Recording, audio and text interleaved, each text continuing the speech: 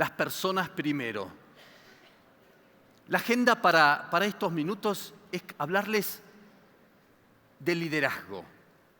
Primero les voy a hablar de liderazgo. Y ustedes dicen, bueno, ¿esto qué tiene que ver con marketing? Esto es beyond marketing y lo vamos a entender llegando al final. Les quiero hablar de lo que es ser un líder. Y cada uno de ustedes, desde cualquier lugar, no hace falta ser jefe, es líder porque quiere cambiar las cosas alrededor suyo. ¿Qué hace un líder para cambiarlo? Dos mensajes que no los voy a develar en la agenda, pero los vamos a ir viendo a medida que avanzamos.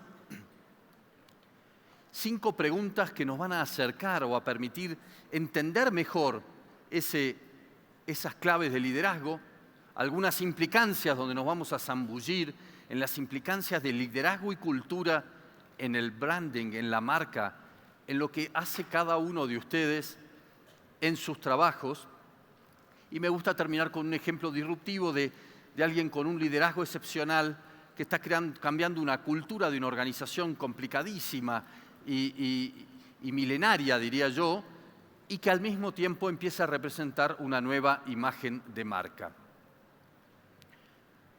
Para contarles esto, me gusta empezar con mi propia historia.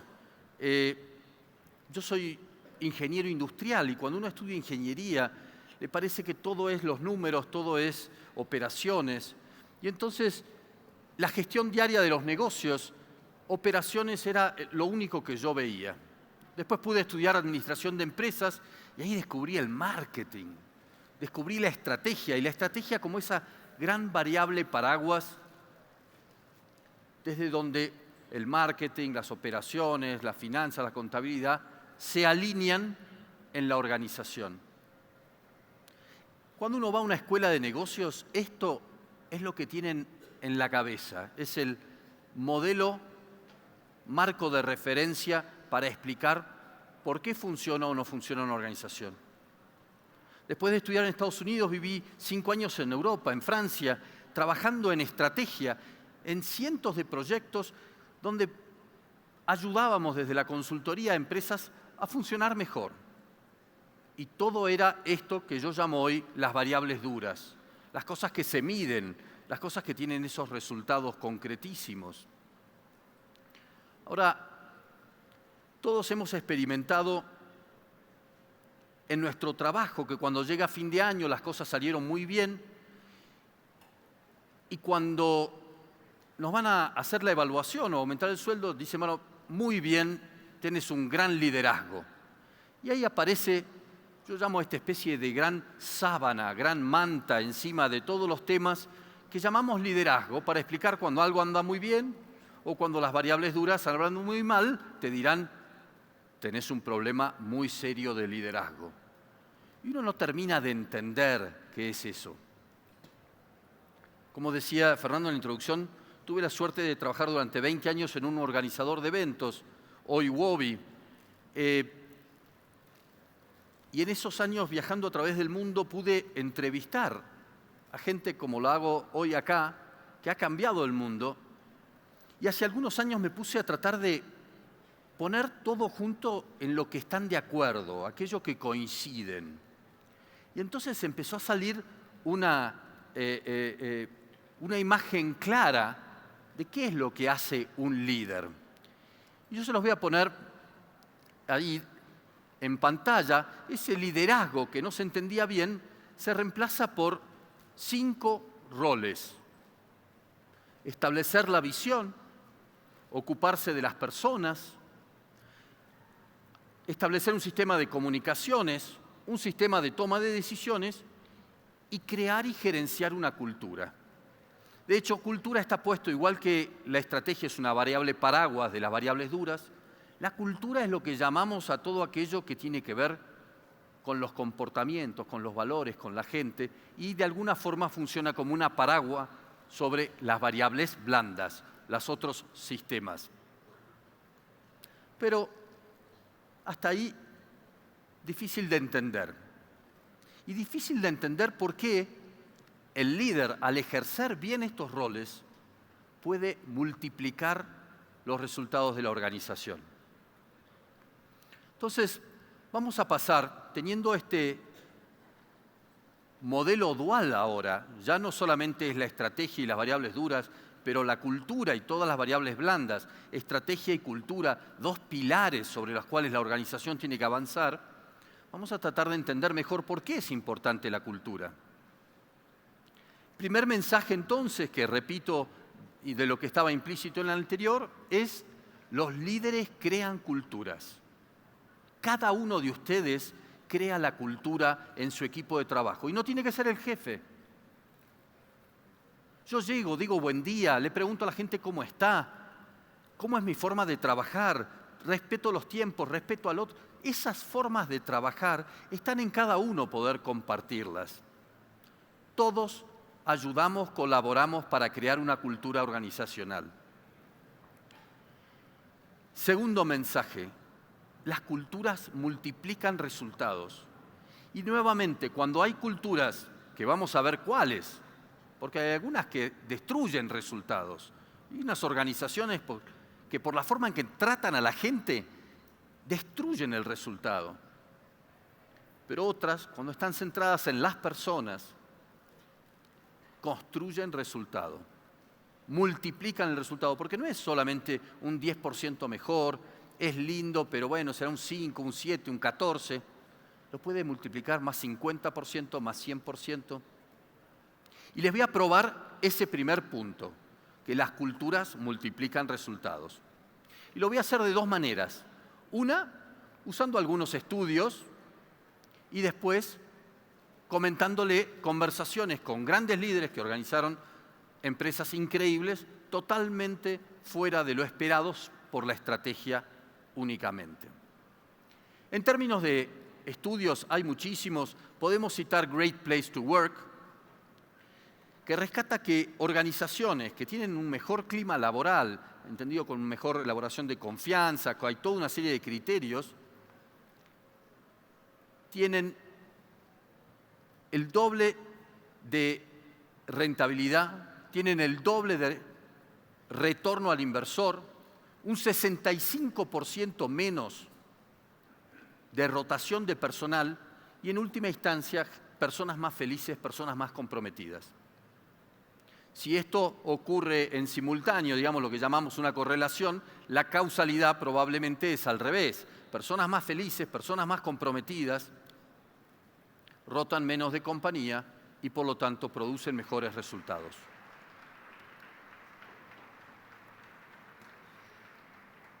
Otro estudio muy interesante, llevado a cabo por Raj Sisodia, autor del libro Firms of Endearment, Empresas de Cariño, que mostró que en los 15 años del 98 al 2013, en forma acumulada, las empresas estas, Firms of Endearment, tenían 14 veces más retorno que el índice Standard & Poor's 500. 14 veces en forma acumulada. O sea, una diferencia abismal, y 6 veces más retorno que lo que se llaman Good to Great, las firmas, las compañías identificadas por Jim Collins, también con un liderazgo particular. Pero veamos personajes de carne y hueso que han hecho historias de éxito increíble. ¿Qué nos dicen ellos de la clave de su éxito?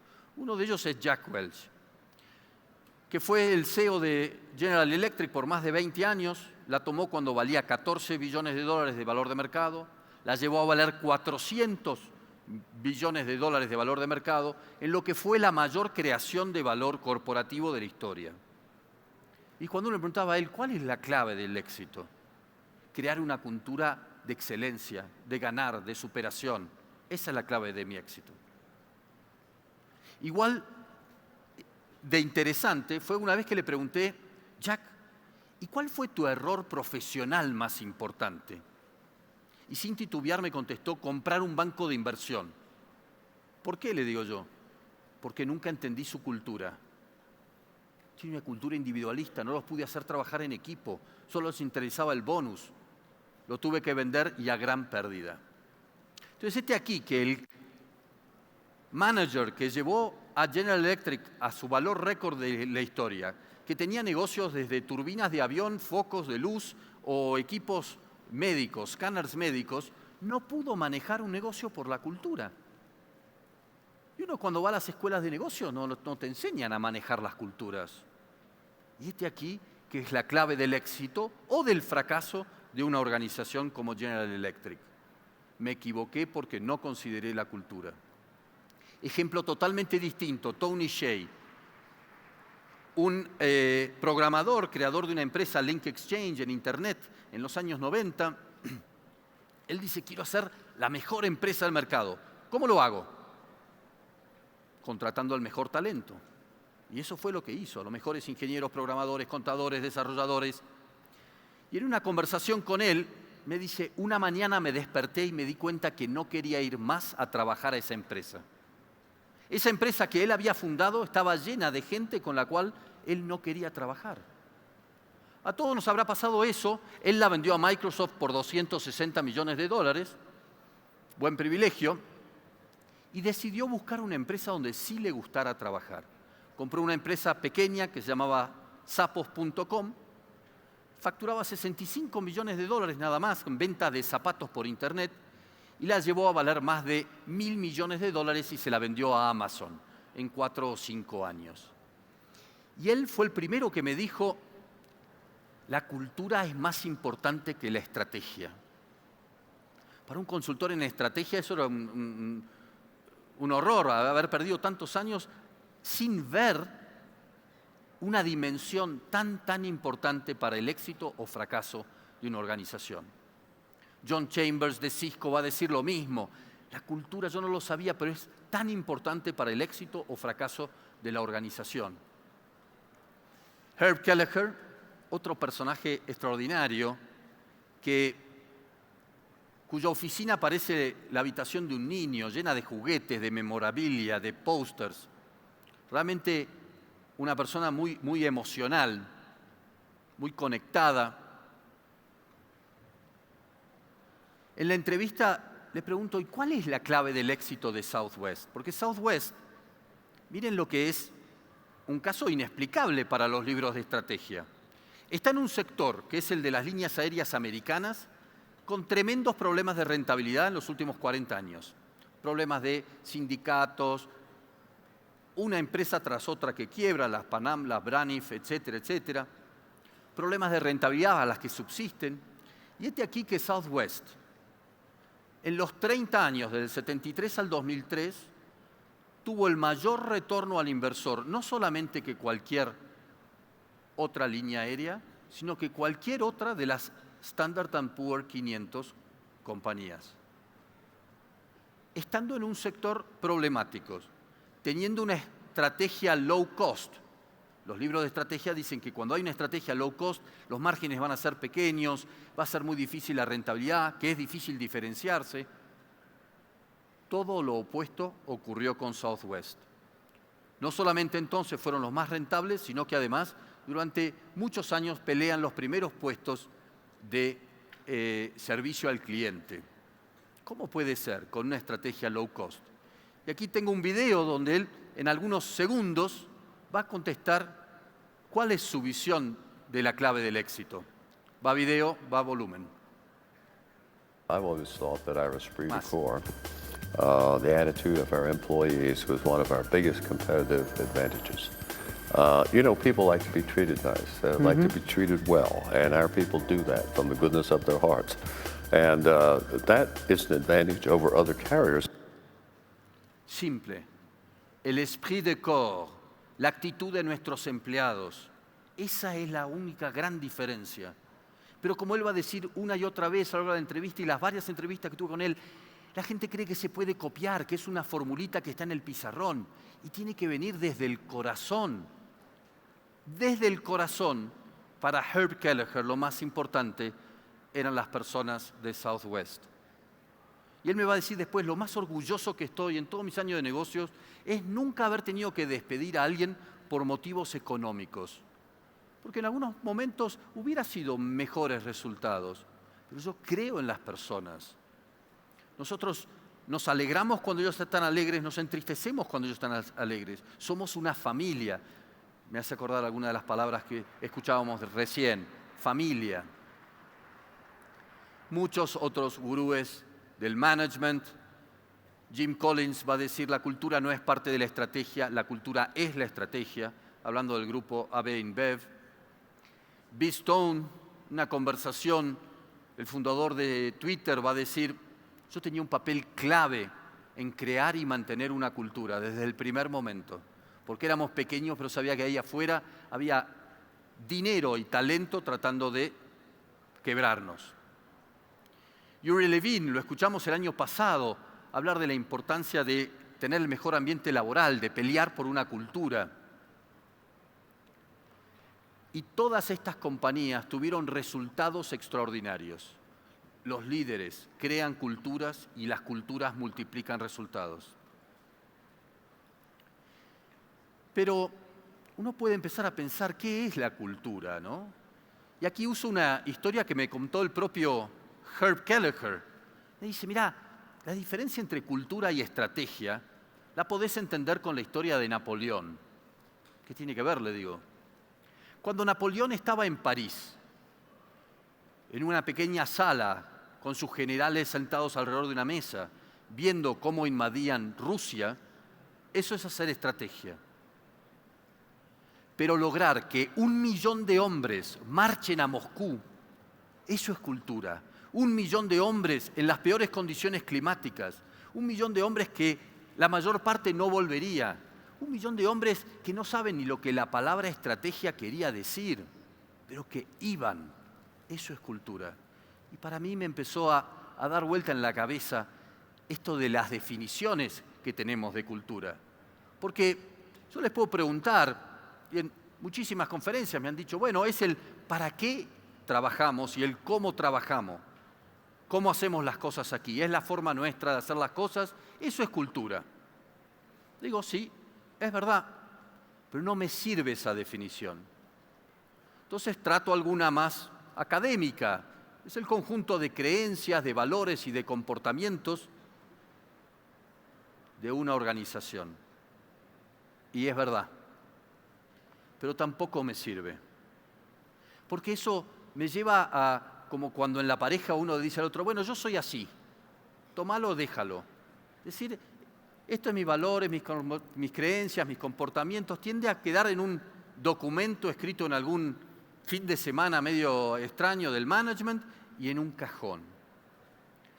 No son definiciones a priori operativas y no son las definiciones que van a explicar por qué algunas empresas, organizaciones, multiplican resultados.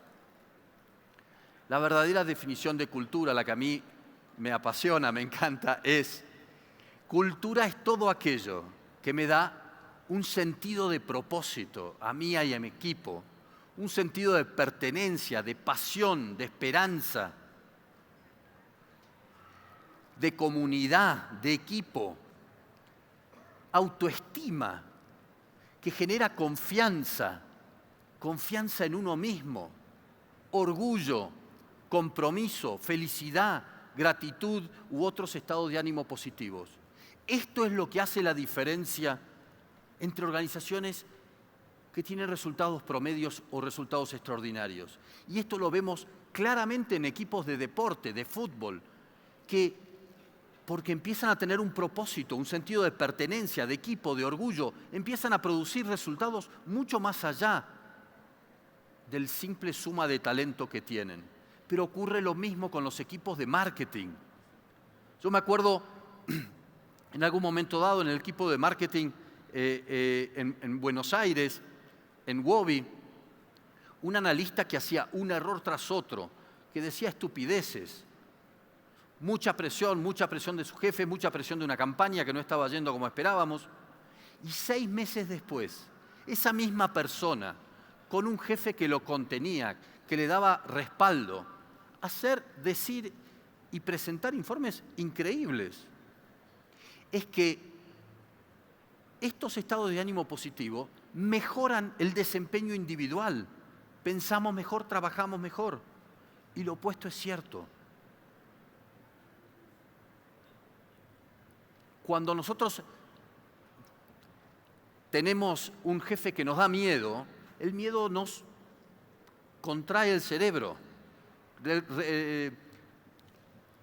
segrega endorfinas que corta el neocórtex y no nos permite pensar, solamente impulsos. Es muy importante los estados de ánimo que nosotros creamos en los equipos. Y por supuesto, nadie puede transmitir un sentido de propósito si él mismo no lo vive antes. Esto todo empieza por mí, por nosotros, cada uno. Entonces ahí fueron los 2 primeros mensajes. Los líderes crean culturas que multiplican resultados y la cultura es sobre estados de ánimo, sobre emociones positivas. Algo les decía recién, hay toda una biología del liderazgo que no tenemos el tiempo de desarrollar, pero cuando un oso me ataca, segrego endorfinas, ellas cortan mi relación con el neocórtex, dejo de pensar literalmente, el sistema límbico asume control, se acelera el ritmo cardíaco, se acelera la respiración, la sangre va a mis extremidades, sea para pelear o sea para escapar. Esto es muy útil si el que tengo enfrente es un oso. Si es mi jefe, no, porque dejo de pensar y me ocurre en realidad lo mismo. Serotonina, oxitocina, endorfinas, dopamina, son todos neurotransmisores, hormonas que explican muchas de las cosas que yo les voy a explicar acá o contar acá, contadas por los líderes en primera persona. 5 preguntas claves. Yo aquí tenía un ejercicio como el que LeBlanc y West hicieron ayer, ¿no? Pero ya ustedes lo aprendieron. Cuando les decían busquen algo colorado, solo veían colorado, no veían nada azul. Las preguntas que hacemos cuando miramos una organización son muy fuertes y están teñidas de la cultura de negocios que vivimos. Cuando ustedes van a una compañía, ¿qué preguntan? ¿Cuáles son las ventas? ¿Cuánta cantidad de clientes? ¿Cuáles son los márgenes? ¿Los costos? ¿La cantidad de empleados? Son todas preguntas de variables duras. Pero no se preguntan, ¿cuál es el nivel de pasión de esta compañía? ¿Cuál es el nivel de propósito? ¿Tenemos claro el propósito? Esas cosas son difíciles de medir y los ingenieros, cuando algo no lo podemos medir, lo corremos, es incómodo. Yo los invito a, ahora, a través de algunas preguntas, centrarnos en otra realidad de las compañías, de sus equipos, de sus departamentos. Entonces voy a agarrar cada una de las 5 dimensiones, cada uno de los 5 roles del líder y le voy a hacer una pregunta que los va a ayudar a decir, ¿yo cómo soy del líder en esta dimensión? Dijimos la primera dimensión es la visión. Y antes les voy a contar un cuento, una anécdota. Dicen que había un viajero medieval caminando por la campiña francesa y en un momento encuentra a un joven picando piedra y le pregunta, joven, ¿qué está haciendo? Y el joven le contesta, estoy laburando de sol a sol, necesito pagar las cuentas, comer, mis hijos, la familia, la prepaga. No. Sigue caminando este viajero por la campiña francesa y al rato encuentra a otro joven, igual que el anterior, picando piedra, y le pregunta, ¿qué está haciendo, joven? Y él le contesta, yo estoy tallando una estatua, una gárgora, estoy sacando piedra que sobra para realmente salir una imagen muy bella. Y sigue este viajero unos metros más y encuentra un tercer hombre, igual que el anterior, y le dice, joven, ¿usted qué está haciendo? Mientras tallaba piedra. Y el joven le contesta, yo estoy construyendo una catedral. Yo estoy construyendo una catedral. Los 3 estaban haciendo el mismo trabajo. El primero era consciente del valor económico de su trabajo, el segundo del valor artístico o profesional, que es quizás donde está nuestra cultura hoy en día, muy orgullosos de lo que hacemos, pero el tercero tenía conciencia del valor trascendente, del valor general, inclusivo, del gran proyecto en el cual estaba practicando. ¿Qué catedrales están construyendo cada uno de ustedes? ¿Por qué saltan a la mañana para ir a laburar, a trabajar, a aportar? ¿Qué los mueve? ¿El salario? ¿Hacer las cosas bien? ¿O aportar algo nuevo, diferente, positivo, desde un lugar, pero que cuente? Entonces, yo les diría que la pregunta que se pueden hacer es esta. ¿cuál es el sueño? ¿Cuál es el sueño en el cual están participando? ¿Cuál es el propósito?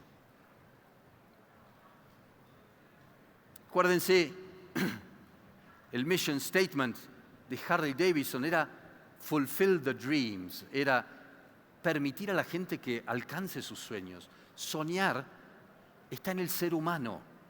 Todos queremos soñar. Muchas veces no tenemos sueños propios, no hay problema. Busquen una organización que sí lo tenga. Y trabajen en equipos con sueños, con propósitos. Esto claramente, cada vez más los millennials lo necesitan.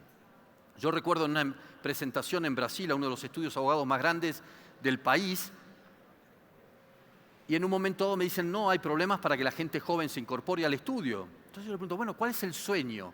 ¿A qué los están invitando? Y uno de los socios, unos 60 años, bien baby boomer, me dice, al trabajo duro y la excelencia. No van a conseguir a nadie. Hoy se quiere algo más que trabajo duro y excelencia. Tenemos que encontrarlo. Segunda dimensión, dijimos personas. Acá está el 90% del contenido de liderazgo. Y hay que seleccionar el talento, saber para qué sirven, o ponerlos donde más se aprovechan, darles reconocimiento, darles feedback negativo, ayudarlos a aprender, y una lista larga de cosas para ayudar a formar equipos. Yo los puedo reemplazar por una pregunta, y esta es la pregunta que yo los invito a cada uno de ustedes a hacerse. ¿Te ocupás genuina y sinceramente de tu gente? ¿Te ocupás genuinamente de tu gente? ¿Sabés cómo están? No solamente profesionalmente. ¿Qué les pasó? ¿Qué están viviendo? Si tienen problemas en la casa, si tienen problemas con la suegra, con un hijo o con su marido. Yo los invito a, el lunes a la mañana, empiecen a mirar entrar a sus equipos y traten de adivinar cómo está emocionalmente. ¿Tuvo un fin de semana con problemas o tuvo una noche fantástica de sexo? Entiendan qué está pasando con sus equipos. Yo creo que nosotros tenemos miedo de preguntar eso porque sentimos que si alguien de nuestro equipo tiene un problema, yo se lo tengo que resolver. Yo no le tengo que resolver el problema, pero sí escuchar, sí empatizar. Te ocupás genuina y sinceramente de la gente. Jack Welch lo va a llamar el generosity gene, el gen de la generosidad. Ocupate de tu gente, para qué están, qué es lo que quieren. Están esperando una promoción, están esperando el aumento, ¿dónde están sus sueños? Y después un líder termina orientando, alineando el sueño individual de cada uno con el sueño de tu organización y de tu departamento. Y por eso en algún momento dado, porque te preocupa tu gente, puedes decir, esta organización ya no es más para vos. Tenés que buscar otra empresa, otros horizontes, ya está, no te puedo ofrecer nada más. Aquí me gustaría mostrarles un video de la respuesta de Bill Clinton que me parece extraordinaria porque es muy clara. Va video, mucho volumen. The only other thing I think leaders need to do is to understand not only policies, but people. And I always, people ask me sometimes, how did I get to be a governor a president coming from a small state that was poor and all that? I said, I got to be president because I came from a small state that was poor. My family didn't have a television until I was 10. My parents' generation and my grandparents' generation never got any education, and they were brilliant. And I grew up in an environment where the guy that was pumping your gasoline might be just as smart as the town doctor. So we were taught from early childhood to have an obsessive interest in people, to believe everybody had merit, everybody had a story, and to imagine the impact of everything we said and did on someone else. That's what a leader needs to do. And the best leaders can do it and not be paralyzed by it, but be empowered by it. Es extraordinario porque él va sacando la respuesta. Él va diciendo, ¿por qué yo llegué a ser presidente? Y porque vengo de un estado que es pequeño y que es pobre. No dice qué tiene que ver. Justamente por eso, porque mis abuelos no tenían educación, yo no tenía televisión. No se entiende. Hasta que empieza a decir, y entonces el que me pone la gasolina podía ser tan inteligente como el médico del pueblo. Entonces nos enseñaron desde chico a tener un interés obsesivo, va a decir, obsesivo en la gente. Cada uno tiene su mérito, cada uno tiene su historia, y de ser conscientes del impacto de cada uno de nuestras acciones, lo que decimos y hacemos en cada una de las personas. Interés genuino y obsesivo en la gente. Lynn Heward, presidente del Cirque du Soleil, lo va a decir también de otras maneras, va a hablar de lo importante que es encontrar el talento y mantener viva la pasión. Richard Branson, en otra entrevista, va a insistir en decir que genuinamente se ocupe de las personas. Entonces, un interés genuino, un interés obsesivo, un interés real en la gente. Y lo de genuino es importante porque en una conferencia en Australia, después una persona de un banco, una gerenta de un banco se acercó y me dijo, es verdad, mi jefe siempre me pregunta cómo estoy, pero nunca espera la respuesta. No puede ser un tic. Yo les pregunto, pero no espero la respuesta. Hay que esperar la respuesta y estar dispuesto a estar tocado por esa respuesta. Primera dimensión, entonces, ¿cuál es el sueño? Segunda dimensión es ocuparse genuina y sinceramente de la gente. Tercera dimensión es la comunicación. Pero a mí no me gusta la palabra comunicación, porque cuando decimos comunicación todo el mundo piensa en lo que tengo que decir. Entonces, hablo de conexión. Por supuesto que la comunicación va a ser el medio para. Entonces, la pregunta que yo les invito a hacerse para ustedes son líderes usando esta dimensión sería, ¿estás conectado con tu equipo? ¿Sabes qué pasa? ¿Estás conectado? ¿Les contás cómo estás, pero escuchás lo que ellos tienen para decir? ¿Inspirás, pero también empatizás ese flujo de emociones? Y después caminás sobre tus palabras. ¿Sos ejemplo? ¿Sos coherente entre lo que decís, sentís y hacés? Eso es muy importante y en los dos sentidos. ¿Y eso qué crea? Crea confianza. Por eso podrías decir, ¿construís confianza entre las personas de tu equipo? Y la confianza es fundamental. En un equipo de rugby o de fútbol es obvio, pero en una empresa, en un departamento también. Si trabajamos a reglamentos y no sabemos si le vamos a decir o no decir, no le contamos todo, le contamos a media. Por eso, Jack Welch, el primer valor que él tenía para armar su organización de éxito en su cultura era la franqueza, decir la verdad. Y pega perfecto con lo que decía Gaby. La transparencia, como decía en la última Ken, en su última presentación, la verdad, todo está alineado. Lo piden las marcas, lo piden también las organizaciones desde adentro. Herb Kelleher va a hablar de comunicación. Presten mucha atención. Es un video corto, pero no está traducido. Va. Communicate, communicate, communicate, and communicate. A mí me encanta. 4 veces comunicar, comunicar, comunicar. ¿Qué quiere decir?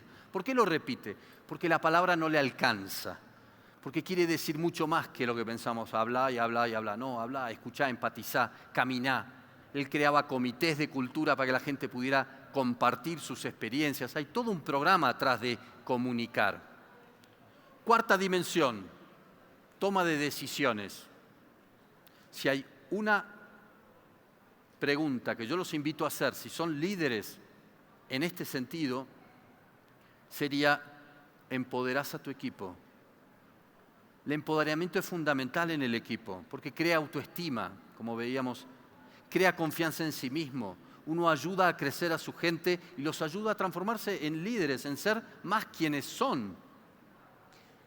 El jefe que siempre elige él, porque al final él sabe más que nadie, hace que la gente trabaje desmotivada. ¿Qué importa lo que haga si él va a hacer lo que cree? Pero empoderar correctamente implica delegar criterios claros, delegar los recursos, entender en conjunto los criterios, bancarlo. Porque el jefe que cuando algo salga mal dice, no, fue él, no. Empoderar decir, yo te banco. Y después el aprendizaje de la decisión correcta o incorrecta. Es un circuito virtuoso, tremendamente poderoso en el trabajo en el equipo. Empoderamiento. Construye confianza en sí mismo en todo el equipo. Y por último, la dimensión de cultura, crear y generar cultura. Y la pregunta que se podrían hacer es, ¿estás orgulloso, comprometido y feliz en tu equipo? ¿Te irías por 10% de aumento de sueldo a la competencia? ¿Y por 20%? Y ahí tenemos una medida de eso que no se mide en el sueldo y que está en ese orgullo y en ese sentido de pertenencia a lo que llamamos la camiseta. La camiseta tiene que hervir de pasión.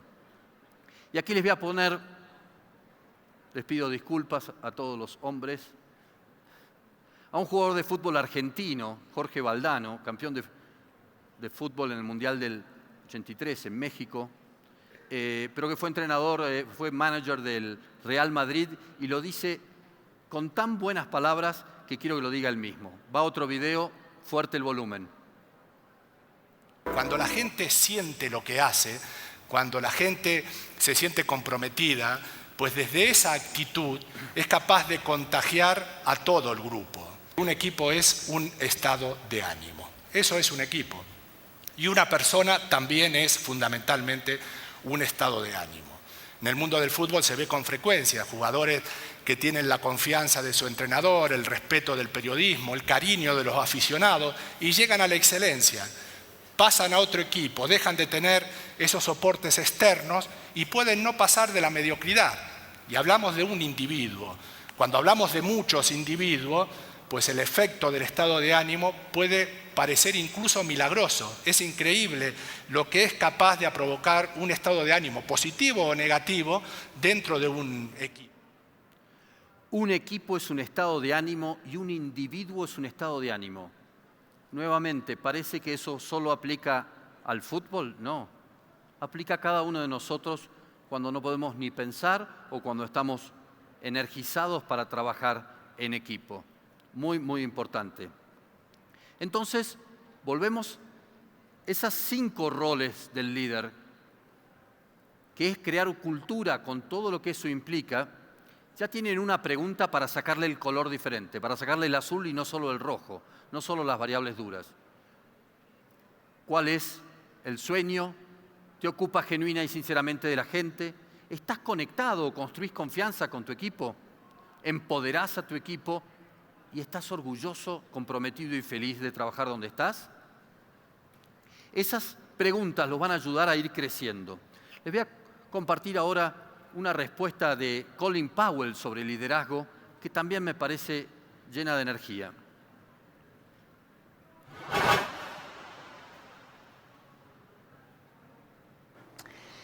You have been quoted as saying that most of what you learned about leadership Más sonido. you learned in the first 2 months at Fort Benning.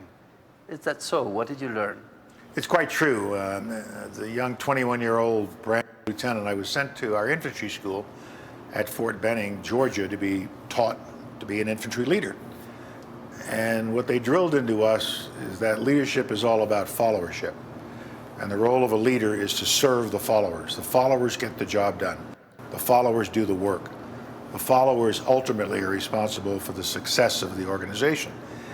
And if the leader is successful in taking care of the followers, empowering the followers will take care of the leaders. They want to know what the mission is. What do you want them to achieve? What is the purpose of our operation?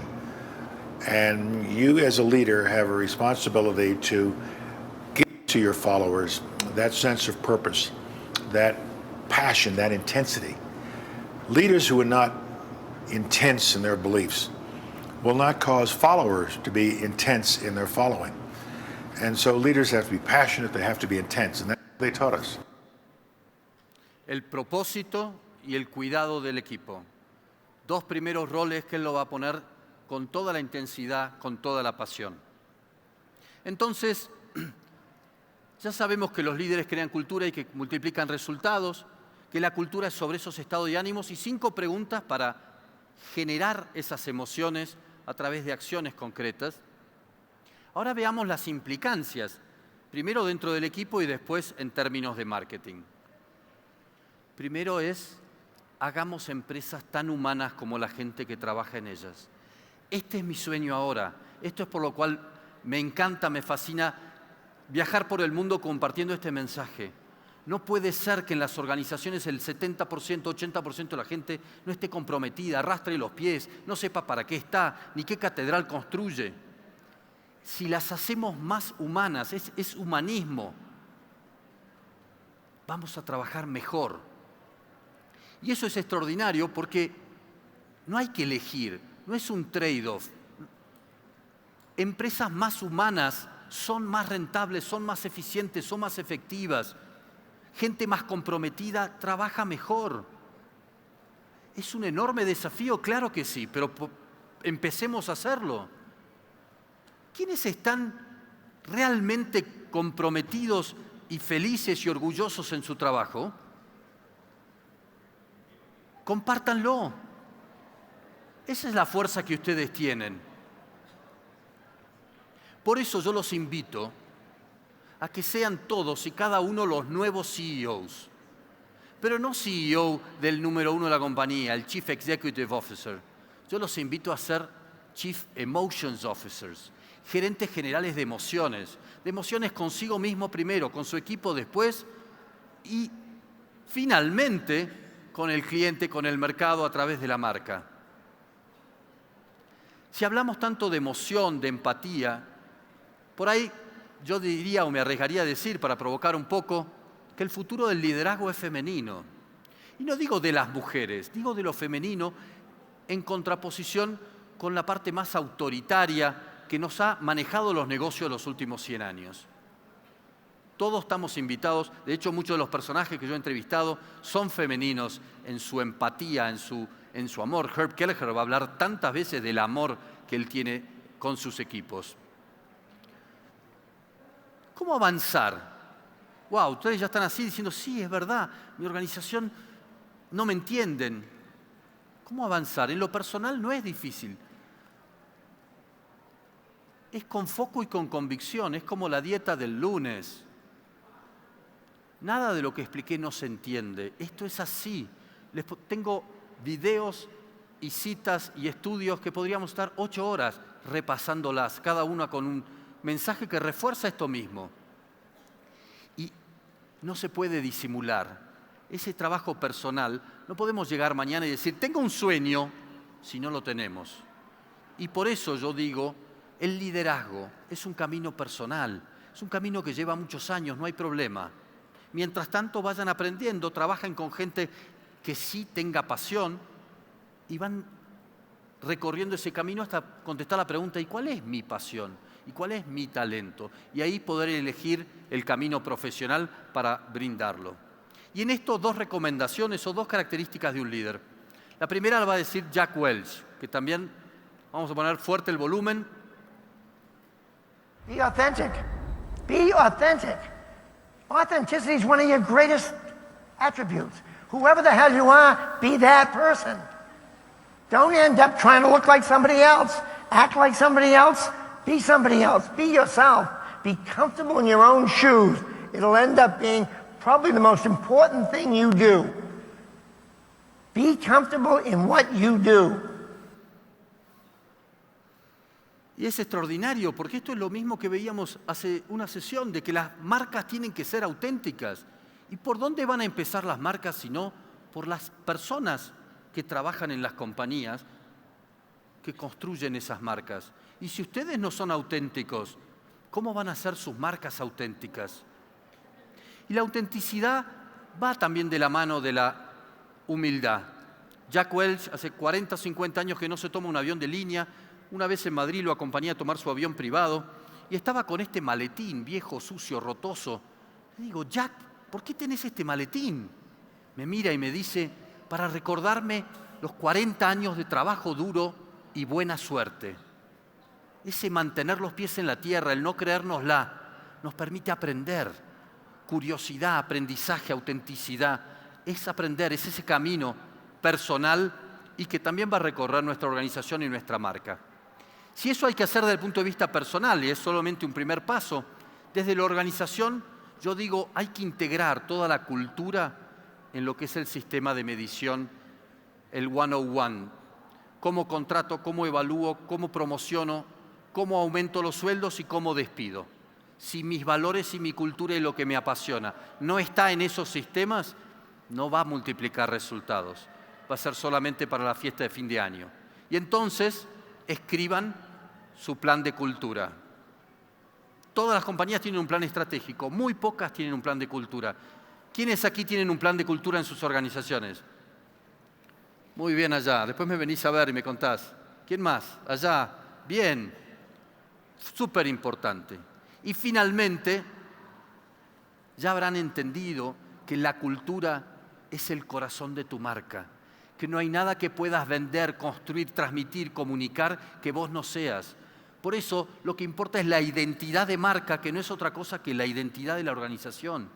Y organizaciones que son grandes marcas son great place to work, son grandes culturas en términos de eficacia. Uno podrá después gustar más o gustar menos determinadas culturas, pero hay una síntesis entre lo que se vive adentro y se vive afuera. Gaby decía, el interior y el exterior se está diluyendo. Claro que sí. Siempre las grandes marcas tuvieron adentro grandes organizaciones. Miren qué pasa si reemplazamos y ponemos la palabra marca en vez de la palabra liderazgo en los conceptos que vivimos viendo de los roles del líder. La marca tiene un sueño, tiene una visión. ¿Sí? La marca se preocupa genuinamente con valores por sus clientes. La marca comunica, conecta, crea confianza. No es, al final, la esencia de una marca es crear ese brand equity, esa confianza. Es una guía para la toma de decisiones, genera emociones, orgullo, pertenencia, pasión, esperanza. Al final, la marca y la cultura son dos lados de la misma moneda y estamos pensando solamente en un lado. Los marketineros empiecen a vivir desde adentro la coherencia de esos valores y esa pasión internamente en los equipos. Porque empleados y clientes son dos extremos del mismo ecosistema. Uno no puede ser un banco que hace una publicidad porque la agencia le dijo, no, te gusta y quieren que seas joven y flexible. Y entonces viene, el cliente escucha la publicidad, camina adentro y entra al banco que es gris, oscuro, tiene un solo producto, nada flexible, nada joven, ningún producto en los últimos 10 años. No puede haber esa inconsistencia. Entonces, si repasamos algunas marcas, van a ver que en Walmart el ahorro es la esencia de su propuesta de valor. ¿Cómo va a ser el management internamente? Ahorro. La delicia de alguien de Walmart es exprimir un poquito más a un proveedor, porque esa es su esencia de su propuesta de valor. En Zappos, como habíamos visto antes, su sueño es entregar una filosofía wow, un servicio inimaginable al cliente. Entonces, cuando un sábado a la tarde hay un empleado que tiene que poner un par de zapatos, no sabe si puede llegar el lunes como prometido o va a llegar el miércoles, si tiene que gastar $3 más, los gasta para dar un servicio wow. Ese mismo empleado de Walmart no los gasta, se los ahorra porque eso es lo más importante. Cuando las culturas están bien definidas y bien alineadas, la gente decide bien, porque sabemos cuáles son los criterios de decisión. Zappos tiene 10, lo que él llama valores comprometibles, que después pueden ver en su website. ¿Y por qué los llama comprometibles? Porque es con lo que contrata y despide gente, al margen de su habilidad o su profesión. Southwest, una marca extraordinaria, va a decir que su propósito, su misión, su sueño es conectar a la gente con lo que es importante en sus vidas. Esto es lo que hace saltar a la mañana a cada empleado de Southwest.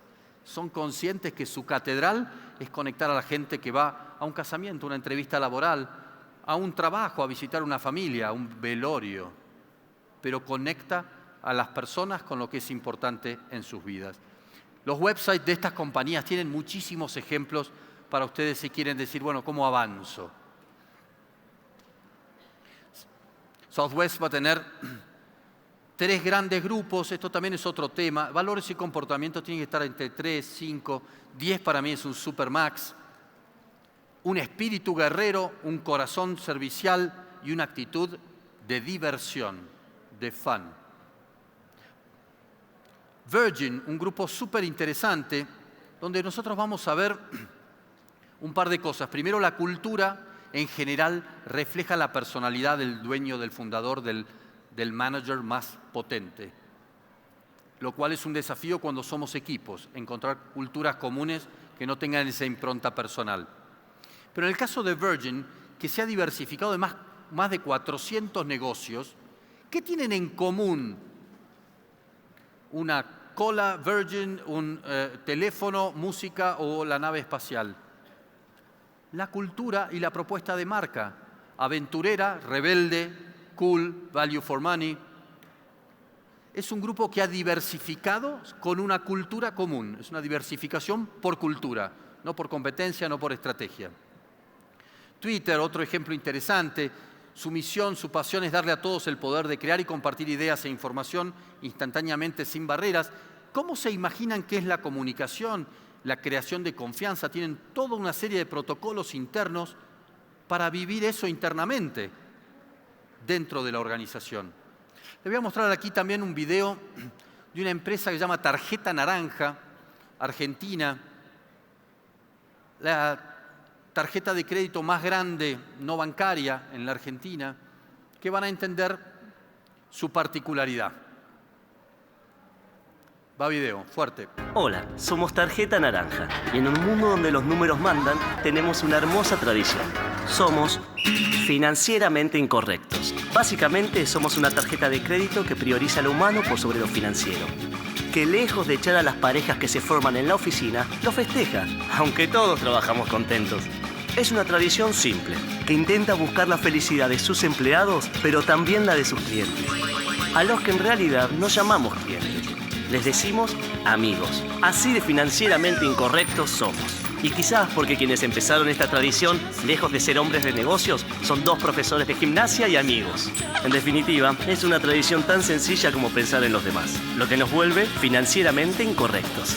Y como estamos orgullosos de esta tradición, es que queremos compartirla. Por eso le vamos a dar nuestra tarjeta naranja a diferentes personas, para que puedan experimentar ellos también lo que se siente ser financieramente incorrectos. Tarjeta naranja, somos así, queremos más gente así. ¿Esto qué es? ¿Un video de marketing o de recursos humanos? Las dos cosas. Cuando dice queremos más gente así, ¿de clientes o de empleados? Las dos cosas. Decir que es más importante lo humano que lo financiero en una tarjeta de crédito podría asustar. No. A esta compañía la compró un gran banco argentino, el Banco de Galicia, y no la tocó, no la pudo tocar. Cultura tiene esa magia que es difícil de operar desde afuera. Y vamos a terminar ahora con un ejemplo que me encanta, nuevamente lamento, pero es argentino. Para tratar de aplicar este modelo de 5 roles a este fenómeno, ¿qué pasó? ¿Por qué tuvo esa repercusión? Yo les pregunto, ¿el Papa Francisco expresó un sueño? Sí, lo expresó antes de subir al balcón a saludar, porque cuando un papa elige su nombre, elige su sueño, elige el para qué de su mandato, su propósito.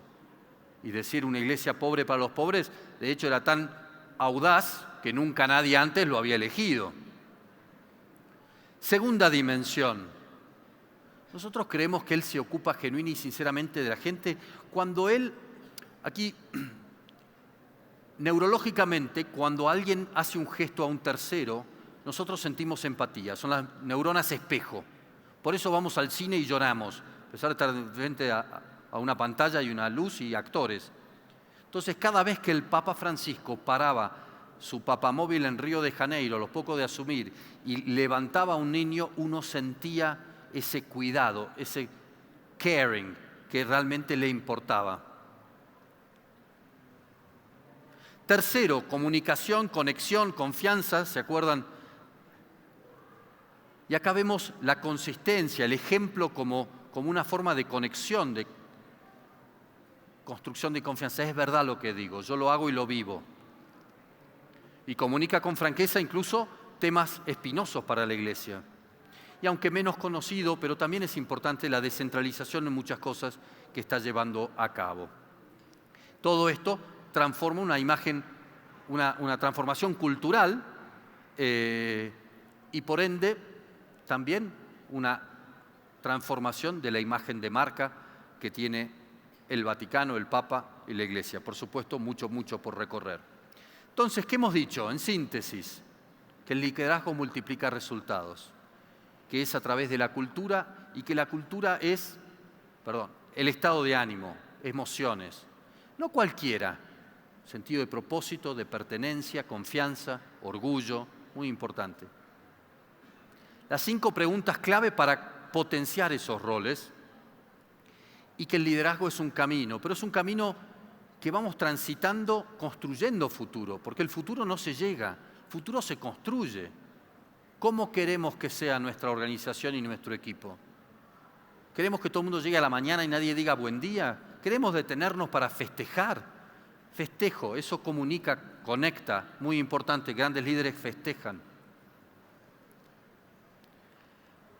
5 preguntas que la pueden, cuando reciban el material, pinchar en el corcho y hacerse todos los días una pregunta y saber todas estas emociones o estados de ánimo, cómo lograrlas. Cada uno tendrá su idea, elijan una, no trabajen todas. El propósito puede ser una, orgullo puede ser otra. Y entonces ahí tenemos el final de ese rompecabezas que es doble, estrategia y cultura. Mucho material, realmente para mí es un desafío llegar al corazón de ustedes y que digan, yo quiero parar, quiero volver a sentirme orgullosa y comprometida con mi trabajo. Alguna vez alguien a la salida me ha dicho, muchas gracias, sé que tengo que cambiar de compañía, pero desde cualquier lugar que lo elijan, es viviendo a full, tan humanos como cada uno de ustedes. Muchas gracias.